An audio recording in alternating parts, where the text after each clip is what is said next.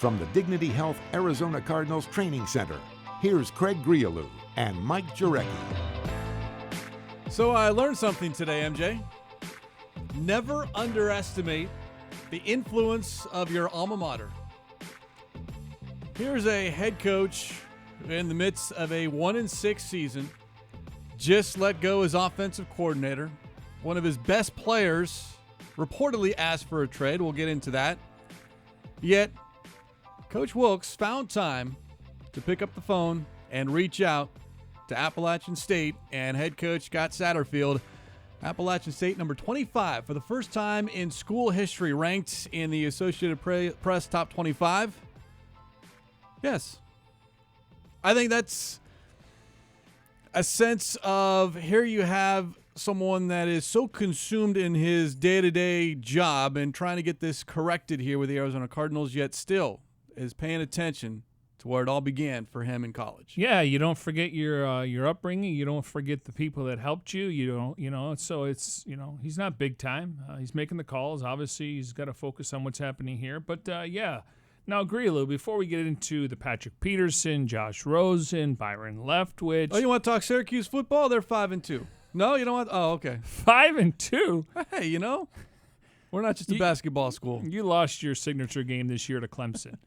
Now, normally you've covered D-backs, Cardinals, so you'd have been double dipping today covering the Cardinals, and then you would have been headed down to the arena. Yes. LeBron James The king is in town.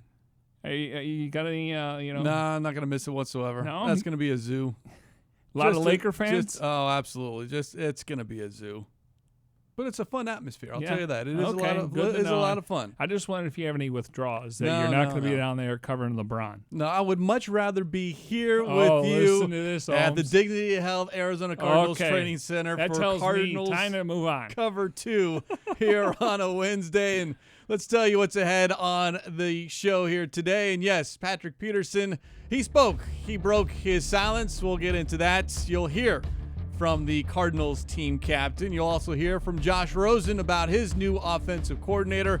We've got your exclusive ticket inside the Arizona Cardinals Film Room, and of course your questions via social media. Get those in using the hashtag CardsCover2, and of course using the number 2 to get involved in the show. We do it every Monday, Wednesday, and Friday, 3 p.m. as we get you ready this week for another game against the San Francisco 49ers, a rematch here in Week 8. But, of course, the news of the day, yes, first there was a statement released before practice and then an interview session with the reporters at the end of practice. And, of course, that is Patrick Peterson. It was about 15-20 minutes before the team was scheduled to hit the field, and all of a sudden up on Twitter, and I believe also on Instagram, but I saw it on Twitter, Patrick Peterson, who we had not heard from over 48 hours of radio silence, if you will, and here's someone who loves to be on social media quite a lot, but tweeted and went on Instagram and released a statement concerning his reported request to want a trade that he, was desperate to get out of here, according to ESPN's Adam Schefter. But the statement reads, and I quote, "I've been incredibly frustrated with how the season has gone, but my energy is 100% focused on being part of the solution and helping us turn this around. I've never shied away from a challenge before, and I'm not starting now. I've always given my all to the Cardinals organization, my teammates, and fans. That is what I intend to do for the years to come. I'm an Arizona Cardinal, and my focus is on this week's game." Signed, Patrick Peterson. Of course, the statement, MJ, does not address whether he in fact did or didn't ask for a trade, and we're all just assuming that it was the case because, well, he didn't deny it, and usually in this business, a no comment is basically an affirmation of that, yes, he did want out, but it was a good first step to at least alleviate any concerns for this season that Patrick Peterson is committed to the 2018 season. Yeah, I mean, you're going to hear from, Patrick Peterson and Steve Wilkes, and obviously, Adam Schefter reported and tweeted out that Michael Bidwell had a conversation. Now, again, Patrick's a great player. He's a great guy off the field. He's a great locker room guy. His foundation is here. He's a great family man. His wife's, getting her doctor's degree.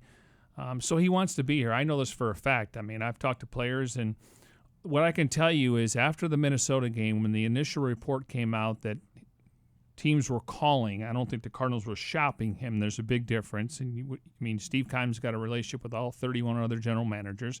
They call you, you talk to them, and then you let them know at the end he's not available. So they told him, they talked to Patrick after the game, and they told him, based on the rumors, we're not trading you. So we don't want you to worry about that. So that's going back to October 14th. Yes. And, he sat next to one of his teammates on the plane, which I hope so. And he basically just talked about how he loves Arizona. And so he had a conversation with Michael Bidwell, according to Schefter, for 30 minutes. And he says he talks to him all the time or daily. And then he had a conversation with Steve Wilkes, and he had a conversation with the general manager, Steve Keim. So he's talked to the powers to be, the brokers, and everyone's on the same page moving forward. And now the focus has to be on the Niners game. I mean, we can put this behind us. He's not getting traded. We'll see what happens in the offseason. Their intention is he plays at a high level. Maybe they give him an extension down the road, but that conversation is not taking place as of today. So the statement released before practice. Now let's hear from the man himself after practice. It's a new day, and it's behind me. And right now I'm focusing on 49ers. I put a statement out today. I released all my feelings in that statement. And like I said, now I'm just moving forward, just trying to do whatever I need to do to galvanize my teammates, circle the wagons, and so we can move forward from it. And it's behind us. This news happened Monday, obviously, and I think we're ready to move forward. I talk to Mr. Bidwell every day. We're in a good place where, like I said, we move forward from what happened the other day. I think we definitely have a clear understanding, and I have 2 years left under my contract, so I'm here. You're such a positive guy. You've always been a team player, positive guy, ready to go no matter what the situation, no matter how you play or whatever. How frustrating was it to get to the point where you were like, man, I don't know what's going on here? Honestly, I don't want to really dwell on the situation, on what happened. I said what I said. The news came out Monday. It is what it is. It's business. You know what I mean? So, like I said, we're moving forward from it. Our focus right now is on the 49ers. You know what I mean? I'm sorry that I had to, take away from this game week, but it is what it is. I'm ready to move forward. My teammates ready to move forward. Why did you want to be traded? It came at a bad time, and I was just frustrated. What were those frustrations? You see the record. Now, later in that session with reporters, he was specifically asked if he would feel this same way at the end of this season. And instead of squashing everything, Peterson left the door slightly cracked open as far as whether he would once again ask to be traded, saying, quote, "I'm completely focused on this week. I can't be worried about the future." And as you alluded to, MJ, this is dead for right now, but it could very well resurface and come alive in January, February, around free agency and the draft, because he had an opportunity and he chose not to take it. Well, he did say earlier in his interview that he is under contract 2 more years. Correct. So, and again. So in some respects, he's limited by what can happen because he is under contract. They own his rights. I'm sure teams were calling trying to get him on the cheap. Marcus Peters was dealt for 2s. Darrelle Revis was coming off a torn ACL. He was dealt for a 1 and a 4.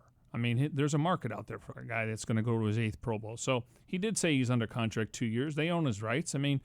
You're a better football team with Patrick Absolutely. Peterson. And hopefully they can find somebody to play opposite of him. And we're not having this conversation next year where we're talking about actually matchups and going into different stadiums and trying to get wins. That's the focus. We get into rebuild, retool, reboot. This is a transaction year, okay? They know they got to make moves, and those moves should take place in the offseason. The unfortunate thing is you can't change the roster during the season. You can bring guys in, you can sign them. 99% of the roster, or even 99.9% of the roster, is the roster we're going to see for the rest of the season. Head coach Steve Wilkes, of course, before he was even asked a question, brought up Patrick Peterson before anyone else was able to following practice. Regarding Patrick Peterson, Patrick and I had a great conversation the other day. I will keep the details of that conversation between Patrick and I. We're all frustrated right now based off the situation that we're in, 1-6. We're going to use all that energy this Sunday and trying to do everything that we can to win a football game. And my thoughts and opinion hasn't changed since the things I talked about on Monday, as well as the things that I'm saying today. So we're going to put this behind us. We're going to move forward. And we're going to do everything that we can to try to get on track this week.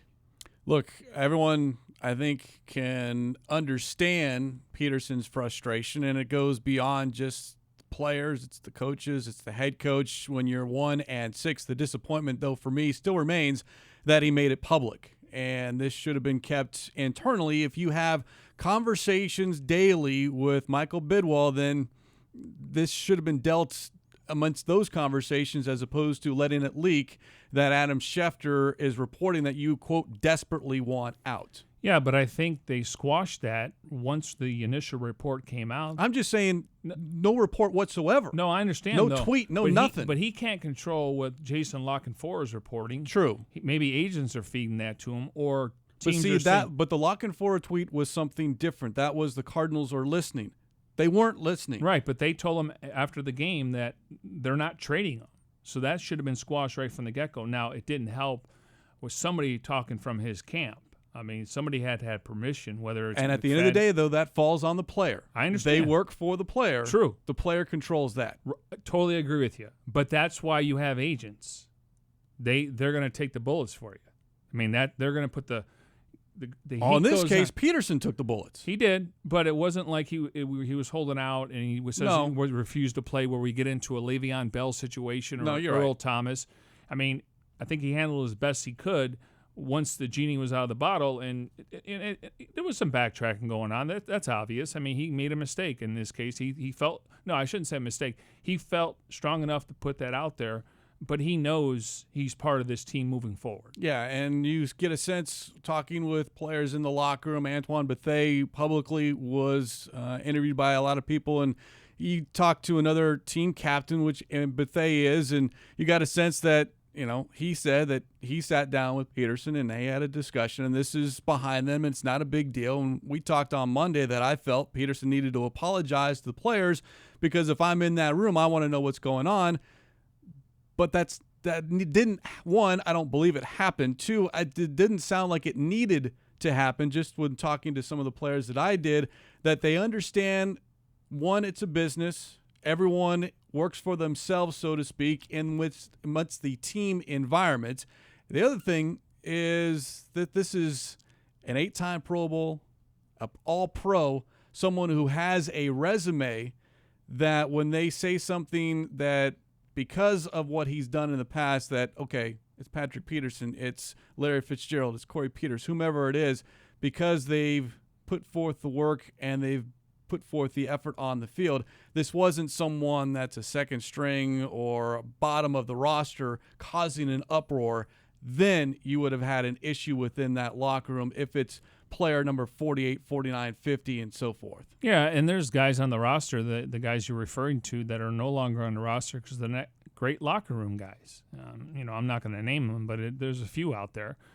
My situation, I look at it and I compare it. The last guy that wanted a new contract, and he was promised a new deal. Unfortunately, the head coach got involved because maybe he didn't totally trust the general manager at the time in Rod Graves. But Bolden and the Cardinals, they felt like they had Larry Fitzgerald, and they could probably bring somebody else in to replace him. And we all know what happened in the NFC Championship game. So they traded him for 2 and a 4. I think they got Michael. But that was 2 years after he But he went public. But yes. he had years on his contract. Correct. Just like Peterson does. Larry Fitzgerald's been mentioned in trades for a long time. I remember there were 2 teams that were willing to pick up his $23.6 million contract and offer multiple ones, Cleveland and the Raiders. And the reason why is they wanted a guy that would be the face of the franchise. And whether Larry's father or brother or Jim Trotter, who he's close to, or the Players Tribune, we never heard that Larry Fitzgerald was disappointed and frustrated. I'm sure every single that guy in that locker room. But these are hard times around here. I mean, they've dug this hole. Now they got to get out of it. But you need to have your 5-star players on board. and they got to be all pulling the same rope. And Peterson admitted and acknowledged that he is on board for this Sunday and the rest of this season, and then we'll kind of see what happens, because I do believe the genie is somewhat still halfway out of the bottle, if you will, if we want to continue that. Well, you're probably going to have to find him on the golf course That's when true. we get to the offseason. Cards cover 2 here from the Dignity Health Arizona Cardinals Training Center. Craig Grialou and Mike Jurecki still to come. We've got your exclusive access inside the Arizona Cardinals Film Room, plus your questions via social media using the hashtag CardsCover2, and that's the number 2 to get involved in the show. Peterson did mention during the course of his Q&A that he had a couple of one-handed interceptions in practice. Now, there was some good news with regards to the practice as far as who did and did not practice. Let's get to the players that were not on the field, and those included Trey Boston, Larry Fitzgerald, and backup offensive lineman Jeremy Vunovich. Now, Fitz, I know he's dealing with so much, but we've seen so far this season that Wednesdays he takes off, and then Thursday, Friday he's full go. The Trey Boston one, though, he did go through team stretch and then went back inside. I guess that's a step in the right direction, but that's the one that's still right now for a Wednesday. He needs to play. Well, I think that's why they brought in Eddie Pleasant, just to have some security there. I mean, I like Rudy Ford. He's really good on teams, but he struggled. He was inconsistent in coverage. Yeah, I mean, in the perfect scenario, you hold Boston out another week, so he gets 2 weeks before they step on the field and head to Arrowhead to play the Chiefs. So I would give him some time off. But well, maybe with the 49ers, predominantly, at least they would like to run the ball more than throw it. Maybe you can not use a Trey Boston as much if you maybe against a Green Bay or a Kansas City. Yeah, I've been banging that drum for Zeke Turner. I think Rudy Ford is going to be good, but he just doesn't have the experience. And when I say that, Zeke Turner is an undrafted free agent, playing the Pac-12 conference at Washington, so they should have some options. I think we're all waiting with bated breath for a 4-3 defense. Could this be the first week we see Buck, Reddick, and Bynes? I mean, sign me up. I know Wilkes is going to play a lot of nickel defense because he wants to get his playmakers on the field. I get that. And the Niners are probably going to come out with a couple two tight end sets. Probably going to come out with the fullback, and they're probably going to come out with 3 wide. So you got to counter. You just can't be stubborn and say we're going to do this because, we're known as a 4-3 defense. They're known as a 4-2-5. Handful of players were limited in practice, according to Wilkes. Josh Bynes, Mike Iupati, Justin Pugh, Josh Rosen, and Jamar Taylor. All those players, though, according to head coach, should be on the field on Sunday, which is good news with your Mike Iupati and Justin Pugh, a couple of players on the offensive line who have missed significant time so far earlier this season. And then Rosen, obviously, with his toe, but that doesn't seem to be a concern whatsoever. Yeah, according to Wilkes, he maintained last Friday. After their Denver game, that based on the MRI, he was good to go. Out of a boot. Monday, they had a bonus practice. He really doesn't need to be out there. He was out there. He's been in all the meetings. Now, when you say Patrick Peterson said, and I was there, he said he had a couple one-handed interceptions. Now, is that against the scout team? That's a good point. There was no follow-up on that. Yeah, exactly. Who was throwing the football? Now, they were in full pads today. That's true. Usually they've been in shells which is just a version of a lighter shoulder pad and a helmet. And shorts. They were in full pads. Normally they've been in full pads on Thursday, maybe because they've had a few days off. But usually the scout team, which in this case could be Bradford or Glennon, going against the number 1 defense. So when we point that out, that doesn't necessarily mean it was Josh Rosen throwing his interception. And, of course, did those picks come within the team session or during drills? 7-on-7. Well, maybe Larry 1-on-1. Fitzgerald. I mean, you got to wonder. Maybe Larry Fitzgerald threw a pick. That's true. He wasn't doing anything outside of. Even though my shoulder is still hurting. Thank you, Larry Fitzgerald. It's like 3 weeks after the fact. Yeah, really? Yeah. Am I whining about it?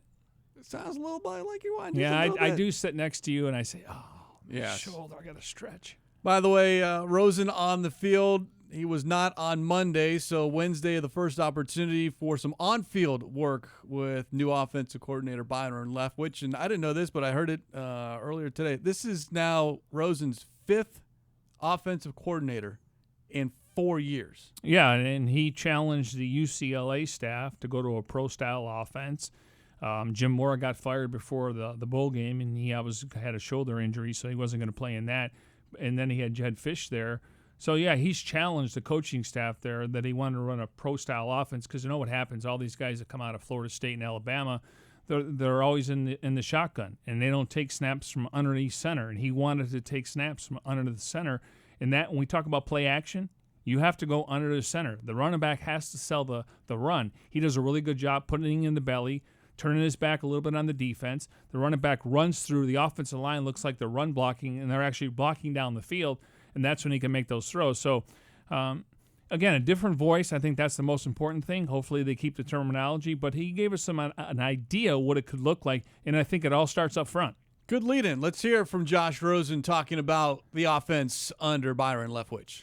I think there's stuff we're doing in protection to help some certain guys out, trying to tailor routes and to some of our receivers' strengths, tailor to the concepts to some of my strengths. So trying to sort of cut down and refine the offense a little bit to sort of expand on what we do well. I think he's trying to ease it in. He's not trying to sort of, he says, go cold turkey on it and just like switch everything. But I think it's going to be a slow, gradual process. I think he's got a really good plan over the next couple weeks. I think we're going to have a great game plan going into this week. Definitely change some things to, like I said, do what we do well, refine the game plan so we think less and play faster, but at the same time not change too much and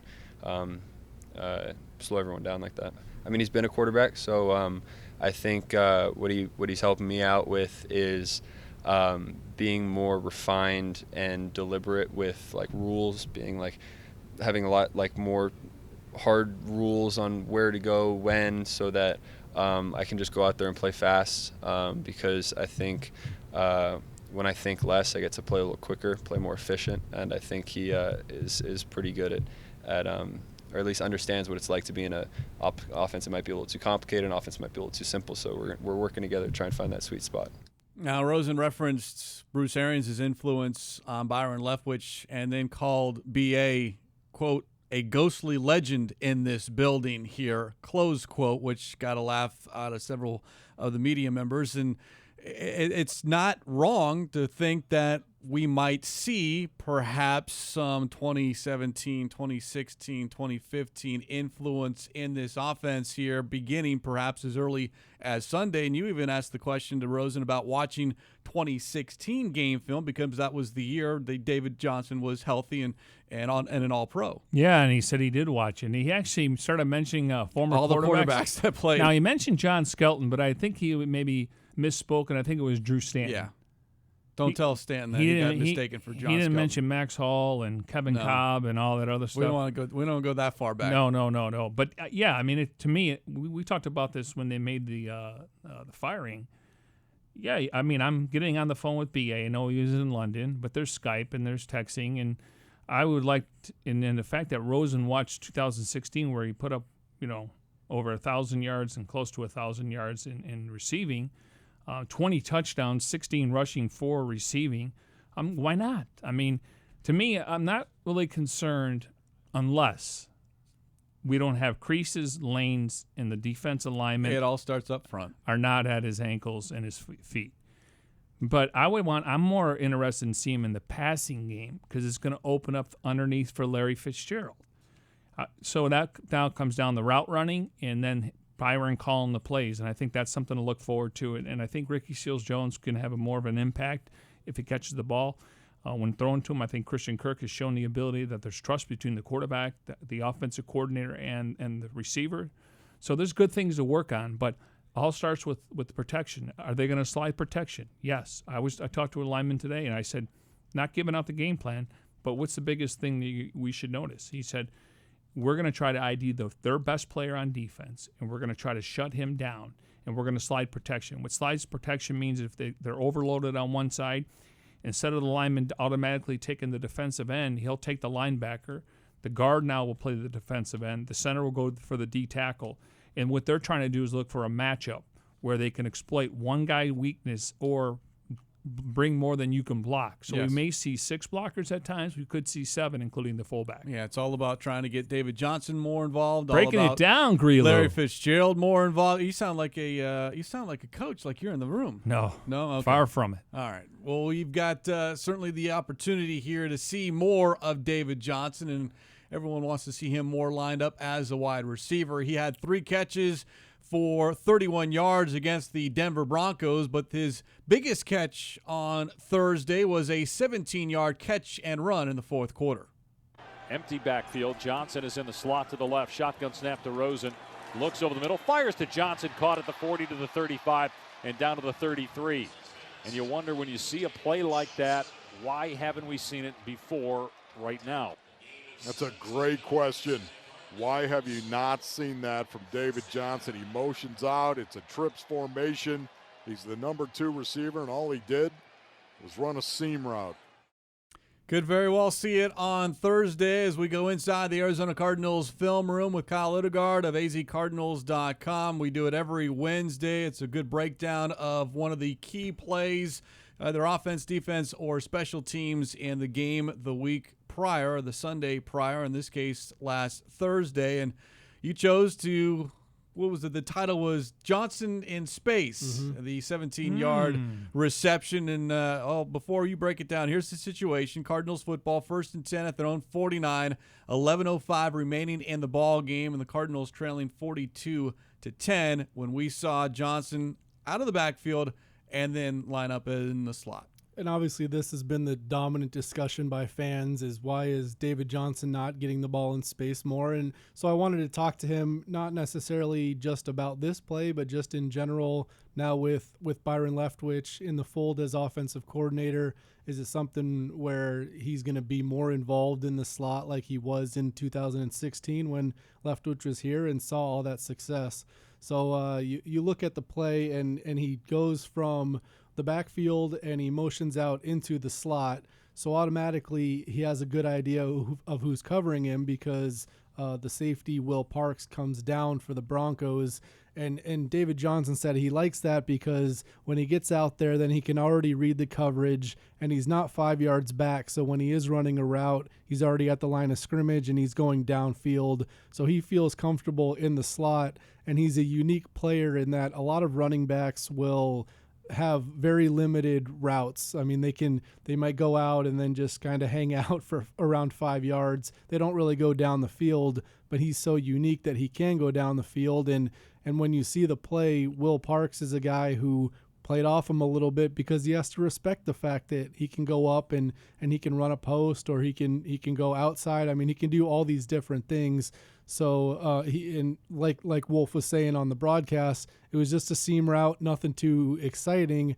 But once the middle linebacker gave a little bit of space inside and Parks played off of David, Josh Rosen saw that opening and was happy to throw it. Josh said that it's a compliment to him, the fact that I don't have to adjust because he does run routes like a receiver. So some quarterbacks will have to be wary depending on who their running back is, because you don't want to fire it as fast, or you don't know if they're going to be able to run the route exactly like a receiver. But David is just so talented at it that it's a situation for Josh where he can just act like it's Christian Kirk out there or any of the other guys. And it's something where we'll see how it goes moving forward, but I'd expect them to start using this more because David is such an important piece out in the slot or anytime you can get him in space. Rosen was very complimentary in your conversation, Kyle, about David Johnson and then the advantages of having someone like that on the field. The quote was, one of the advantages of having a running back out there, a lot of the times the defense is like, expletive it. The running back's not getting the ball, and they end up getting the ball. So he is a different running back than your traditional, typical running back in there because of his receiving skills, which he had even in college, but I think has become even better since he became a pro. And with what he's done, I'd assume that most defensive guys know that David Johnson isn't your typical running back, but maybe there's the young guy, a rookie or a second-year guy who isn't sure of a guy like David who like Josh saying, hey, it's just a running back, forget about it.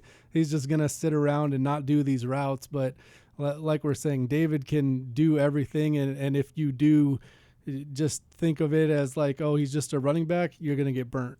Don't you think we know he should get his touches behind the line of scrimmage? Now, watching the film, I didn't see a lot of creases, a lot of lanes, and a lot of defensive linemen around his feet. So we could see him starting to jump cut a little bit earlier. Hasn't been as effective getting to the second layer. So that's just a matter of time, but they got to get the protection up front. Mm-hmm. Put him on that wheelhouse route on the outside. To me, that is just a mismatch, and we know Carson was able to do it. Even Gabbert, I shouldn't say Gabbert because he was David was injured, but throw it to that right shoulder where only one guy can catch it, and now he's just got to really win a foot race down the field. So I think he can be just as explosive in the passing game, let alone the run game. And the nice thing is when he starts in the backfield and goes into the slot, yes, sometimes it's a safety coming down, but sometimes it's a linebacker coming over. And like you're saying, in the wheel route against a linebacker, he's going to win that all the time. He's just faster than linebackers. And we saw it, I think it was in Seattle a couple years ago. I think that was the wheel route. That was a big gain.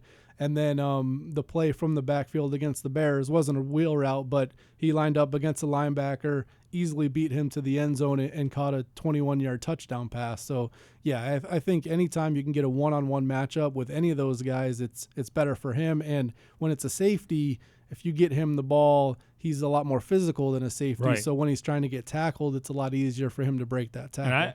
And I wouldn't mind a screen pass. Right. You know what I mean? Could let everyone start. If they feel like they're going to flow in, then you can all of a sudden, dump it off to him like this thing you're going to see right now at the play where he gets down the field. And I thought Rosen did a great job. And according to, at the time, McCoy thought that was, or Wilkes said that was all on Josh Rosen. To me, that's the play there. Let him over pursue. Now you're looking at a one-on-one matchup where defensive backs really don't want to tackle him in the open field. Yeah, get him in space any way you can. And protection has been a pretty big issue this year. So if you bring in screens and they're effective, those defensive linemen and linebackers start having to think twice about rushing the passer because that is a worry that you're giving up these screen passes. So, yeah, I think if you add those in and any little bit of wrinkle like that, I think is advantageous for the offense. We heard Passion Wolfley at the start of this mention, why haven't we seen this more often? The national broadcast, Troy Aikman on Fox brought up as well. I thought we would see more of this tonight. I think we're all assuming that we're going to see more of it now because Byron Leftwich and everyone else, the 49ers, the Chiefs, the Raiders, they're all going to expect it as well. It all comes down to execution because I can know exactly what you're going to do, but if I do it better or have people in front of me that can block you, it doesn't matter if you know what I'm going to do. Yeah, but I think that's the key is right now the Cardinals have done certain things for 7 weeks, and clearly offensively they haven't worked, and something that is tried and true is David Johnson in space, getting him the ball as a wide receiver. So, yeah, of course you have to execute it, but the fact that it's worked before and the numbers are stark the way he's been used this year compared to in the past, and knowing that he almost went for 1,000 and 1,000 in 2016, which two other guys have done in the history of the NFL. He's such a special player, and not to just get him touches, but to get him touches in areas of the field where he can be the most effective. I think that's the key. Yeah, and one of the things that we could see is a jet sweep, bubble screen. If you get the block in front of you, Craig and I talk about it all the time. It's almost like an extended run play. So we really haven't harped on the third down conversions, which we know is imperative. First and second down, if you're in third and short now, it's a manageable running down. If not, you can get a quick pass and maybe get yards after catch. So there's going to be more creativity, I would assume, just what Arians did to try to look for matchups. That's what you have to look for. Yeah, you can talk about execution, but you really want to attack somebody's weaknesses. I think Belichick does that well. Nick Saban does that well, and that's why those teams are so successful. And when you talk about the jet sweep, sometimes that's just a handoff to David, but bringing a wide receiver around, that'll freeze a linebacker or two. Kirk, Nelson. Yeah, you see Andy Reid using that in Kansas City, where it's a running play a lot of the time, but when you have a Tyreek Hill coming around or in Arizona now, Kirk or Nelson, that causes them to hesitate, which helps David Johnson because the holes are just a little bit bigger. For those listening on the podcast, again, go to azcardinals.com/film room to find out, and they do great with the screenshots, and you can kind of actually see the play before it develops and as it develops. But before we let you go, the one part, and we're talking a lot about David Johnson, but the one aspect of your story on azcardinals.com/film room that I found fascinating was Josh Rosen giving you a extended explanation about every single receiver and what they were going to do and then what the defense perhaps was going to answer and vice versa. And I'm thinking, okay, you break the huddle, you look at the defense, and I've got a million things that I got to think about and just went through my head in a matter of a split second before I get the snap from center.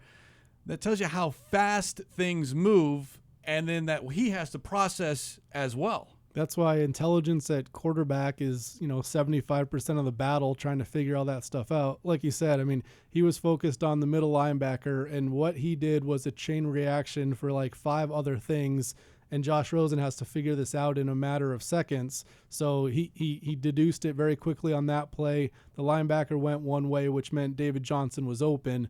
But that's every single play. And when Josh Rosen runs into issues this year, sometimes there will be a wrinkle that he wasn't ready for. And that's the big learning curve, which is why when there was the debate about whether he should be in the game at the end of the Broncos game, I personally thought it was fine, because I think every single snap he gets against an NFL defense is so important for his development. And he's going to take hits, and you don't want him to get injured, but you need him to progress, because obviously next year and the year after that are seasons that are very important to getting this thing turned around. And every single step Josh Rosen can take in that direction is so important.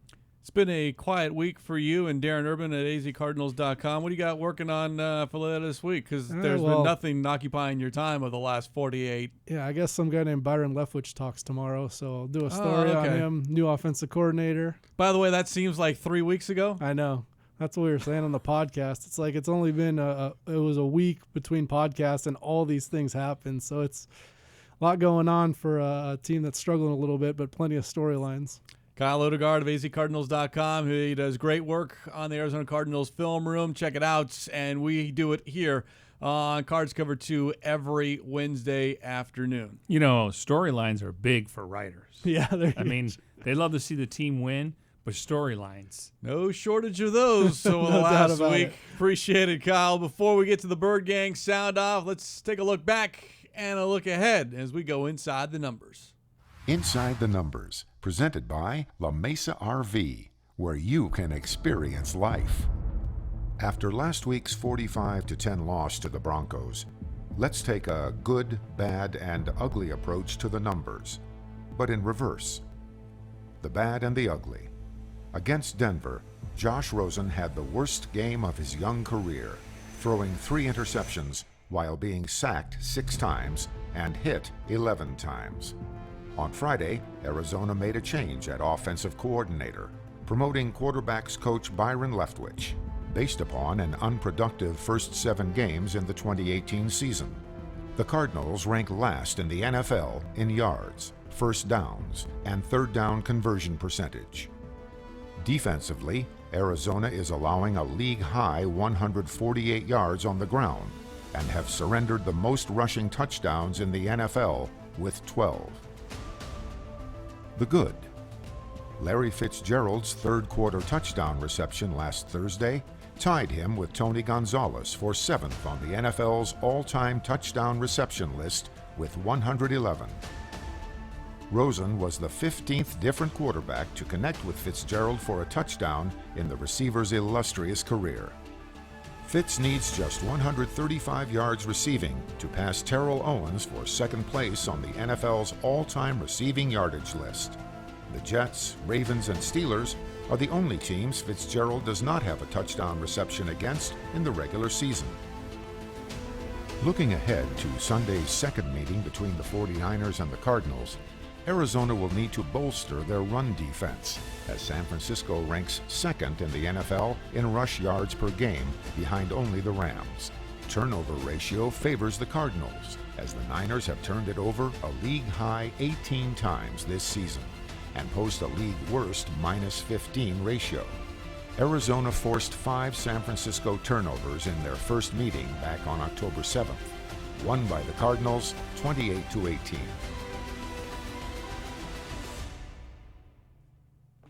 49ers, by the way, turned the ball over 4 times last week against the Los Angeles Rams. We'll see what the Cardinals defense does for an encore on Sunday. 1:25 is the kickoff from State Farm Stadium. 8:30 a.m. the pregame coverage begins on the Arizona Cardinals radio network. And if you want to know where to watch, listen, and follow the game, just go to azcardinals.com/game central. Time for the Bird Gang to sound off here on a Wednesday. #CardsCover2.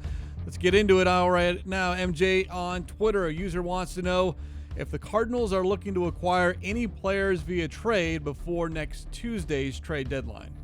I mean, they're always open for business. If there's a way to improve the roster, whether it's short-term or long-term, I mean, there's sellers out there and there's buyers. I think the NFL did a good job pushing the deadline back from Week 6 to Week 8. I think right now you look on paper, you look at the Raiders and the Giants, they are trading players. So, again, it's not fantasy football. I don't mean to slight anybody here, but are teams calling for a Deion Buchanan? I think they would listen. Their teams are not teams calling for Hassan Reddick or J.J. Nelson. I mean, you have to look at guys that are in the final year of their contract because eventually you're going to let them walk away. So I'm sure they're talking to teams. It doesn't mean they're going to pull the trigger at the deadline. And we know they're not trading Patrick Peterson. Off topic regarding the Cardinals, but you mentioned the move from Week 6 to Week 8. I like that because it kind of makes some more activity, which we have seen I think over it's the last been fascinating. years. Well, maybe now, could you see it move to Week 9 or Week 10, or is that not enough for a team to acquire a player if they're on the last year of their contract where now they only have 6 games as opposed to 8 games? Grialou, baby steps here. No, we did. We went from 6 to 8. Now I'm looking to go to 10 to see if more teams might get involved. I think that's half the season. I think you know what you have, where you stand, and the Giants obviously, trading Eli Apple, Harrison today to Detroit. The Raiders trading Cooper, Khalil Mack. I mean, those teams are looking to rebuild, and they're looking at the future. Does make it a lot more interesting, at least off the field in the NFL. Staying with Twitter, user wants to know, can we expect Fitzgerald to be more of a focal point in the offense? Well, you would hope so, and I think it would go a long way just based on Byron Leftwich being here with BA, knowing what kind of numbers Larry can put up. But it's all going to be predicated and hinged on David Johnson.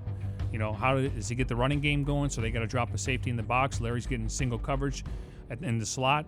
Is David Johnson also being used as a wide receiver, where Larry will be the underneath guy, an easy throw for Josh Rosen? So a lot of it is predicated on the play calling, execution, and David Johnson. Yeah, I think David Johnson is where it starts. Obviously, offensive line, Josh Rosen. But if you're looking at another skill player, if David Johnson can be successful, then the trickle down is everyone else. And I'll include Christian Kirk, hopefully Chad Williams, rookie Seals Jones. If J.J. Nelson gets a chance to take the top off the defense. The one thing we know about Rosen, he can throw the ball down the field, and he can throw in the intermediate routes and rely on guys yards after catch. So I think they should be confident knowing that they're going to get the ball. You bring up Chad Williams. A user on Instagram wants to know, can Williams be a legitimate threat in this offense? Well, right now, going into the offseason, it was Bryce Butler, and then I think it's still on the depth chart that he's still the starter. But we know Christian Kirk's number 2, and we'll see what happens. I think you can make a case for Ricky Seals-Jones, even though he's not a receiver. I think Chad's there when they go 3 wide, and I think he'll rotate a little bit with J.J. Nelson as a fourth or fifth receiver, depending on what happens with Trent Sherfield. Well, the biggest thing with Chad Williams is consistency. Yeah. I mean, if the ball is thrown to you. He's become a better route runner. It's just knowing his assignment and catching the ball when it's thrown between the numbers. And the other thing that gets lost, and yes, this is year 2 for him, but he came from a small school, and we're seeing it with Chase Edmonds. It's not that easy, even though you might have impressed in training camp and preseason. It does take some time for these guys to adjust to a faster, quicker pace of a football game. The only guy I think I wouldn't say excelled it because he's just scratching the surface, is Kirk. Rosen, I think the game's fast for him. It's fast for Mason Cole. It's fast for Chase Edmonds. I mean, it's fast. I mean, you go from playing at a non-Power 5 conference, you get into preseason, you think it's fast. You get into the regular postseason, it's even faster. Got a couple of questions about the Cardinals defense on Instagram. Let's go big picture. The run defense. What does the defense need to do to improve, especially now going up against another quality running back and Matt Breida if he is 100% healthy? Well, it looks like the Cardinals made a switch at defensive tackle. We didn't see Kemdichi until, the second quarter? It was the 5th defensive series in which he finally saw the field. Which was the second quarter. So Rodney Gunter, Olsen Pierre, Corey Peters, not all those guys are having issues with gap integrity and gap discipline. Obviously, Marcus Golden's making strides. He's getting healthier. He's getting more into football shape. Chandler Jones, they're both standing up. So gap discipline, but maybe we could see a real true 4-3 defense, and that means you're going to have to rely on Buck, Bynes, and Reddick. but it also starts up front, where if those guys are able to get penetration, explosion off the ball, then you can come in and fill the gaps and make some tackles at the line of scrimmage. User on Instagram, you mentioned Deon Buchanan. Why can't we put Buck as a strong safety? That was his spot coming out of college, and he was a beast. The answer is, in a short version, no. He's had over 100 tackles the first 4 years here, okay? His body does not fit a strong safety. He's better playing close to the line of scrimmage, playing in the box. Now that Bynes is making the calls and getting everyone lined up, this should allow Buck to be free. And he's got to make tackles now. Granted, he is going against 260-pound tight ends, 300-pound linemen, guards, tackles. But his natural position and what he decides to do next year, team will play him in the box again. Those safety days are over for Deon Buchanan. And I understand why this question gets asked a lot. It was asked of Wilkes earlier in the week. It's been asked of Darren Urban on the azcardinals.com mailbag as far as, because he's a first-round draft pick, how do we get him back on the field? If it's not in the box, we'll stick him at safety. Well, the problem is, you mentioned it, it's been a long time since he's played safety. His coverage skills are not as good as the current safeties, and if you do line him up as a safety, who do you take off the field? Yeah, I mean, that's the question. I mean, because I want to see him play a 4-3. They're comfortable with a 4-2-5 because teams are going 3 and 4 wide, and you got to have 6 defensive backs out there. So, and then listen, if they were thinking about moving Buck to safety, do you think they'd sign Eddie Pleasant? No.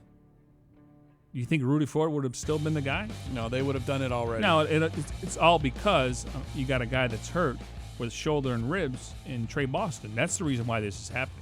Appreciate everyone reaching out here using the hashtag CardsCover2. If we did not get to your question here on Wednesday, hit us up on Twitter or Instagram, and of course Friday's show as well. Again, it's CardsCover2 using the hashtag, or using the number 2 as part of the hashtag CardsCover2. We do it every Monday, Wednesday, and Friday here from the Dignity Health Arizona Cardinals Training Center. Certainly a busy couple of days here for the Arizona Cardinals. On Friday, we'll put the focus on Week 8 and that matchup against the San Francisco 49ers, with now a Football Friday to discuss. I didn't get that last week. No, and a Fitz Friday. That's true. Larry talks tomorrow. Patrick talked today. Coordinators talk tomorrow. Looking forward to talking to both Al Holcomb and Byron Yes, Leftwich. our first opportunity here from the new Cardinals offensive coordinator. We'll get into all that on Friday. Special thanks to those behind the scenes: Tim Delaney, Jim Omohundro, Devin Henry, Jeremy Schnell, plus Grant Greeley, Jonathan Hayward, Brandon Natus, Jesse Aranda, and Jackson Sipes. For Mike Jurecki, I'm Craig Grialou.